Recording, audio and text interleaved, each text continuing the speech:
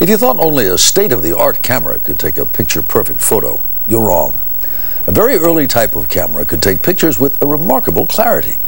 Russ Mitchell has the photo album to prove it. Daniel Webster, statesman and orator. Henry Wadsworth Longfellow, poet. Harriet Beecher Stowe, author of the American classic, Uncle Tom's Cabin. Faces peering back at us from 150 years ago, when America was young and photography was brand new. This exhibition of rare daguerreotypes from the 1840s, first on view at New York's International Center of Photography, is now on display at George Eastman House in Rochester, New York. Eastman's Grant Romer curated the exhibit. What is a daguerreotype? It's an all-metal photograph. It's on a metallic plate, a polished, pure surface of silver. The process is named after its inventor, Frenchman Louis Daguerre. When it was introduced to America in 1839, daguerreotypes quickly became big business. It's changed who we are, what we know, how we see. In the peak year, 1853, it's estimated that 4 to 7 million daguerreotypes were made in those years. These carefully preserved images were made by Albert Sands Southworth, a pharmacist, and Josiah Johnson Hawes, a painter from Massachusetts. They set up a studio on the top floor of this building in Boston. They were complete novices, but their daguerreotypes eventually became works of art. They always said that their intention was to provide the best daguerreotypes for the best of society.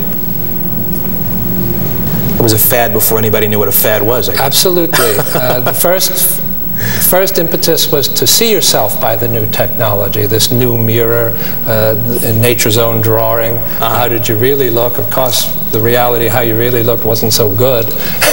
And then it had to be worked out how to enhance the portrait so that it could compete with such things as paintings.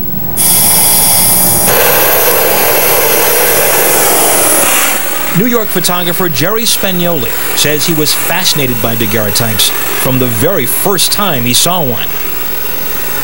It's as if, first of all, they were made yesterday, and when you look at the image, if you suspend your disbelief, you could feel as if you could ask these people a question. There's a palpable sense of their presence.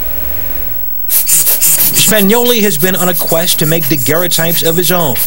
He prepares the silver plates just the way they did in the old days, shining and buffing them, blowing off every speck of dust, heating the plate to get rid of any excess moisture.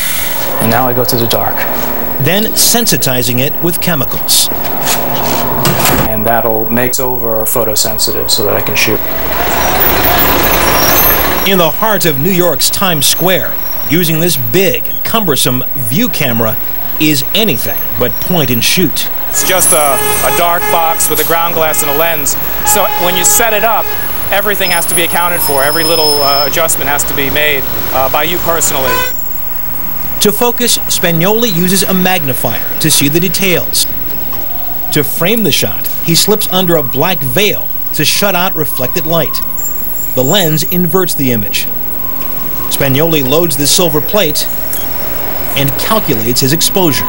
The exposure is about 1.5 minutes at f11. But while we see the heart of Times Square, chock full of traffic and people on the move, in the finished daguerreotype, notice how the image is reversed.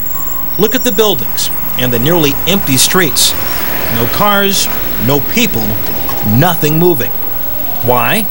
Well, if the subject is moving in relation to the camera, then there's the possibility that they will completely vanish. Usually with short exposures, you never have that happen. But once your exposures start to become 10, 20, 30 seconds, or even a few minutes, the person crossing your field of vision doesn't make any impression whatsoever. Spagnoli is just one of a handful of photographers who can still make a daguerreotype.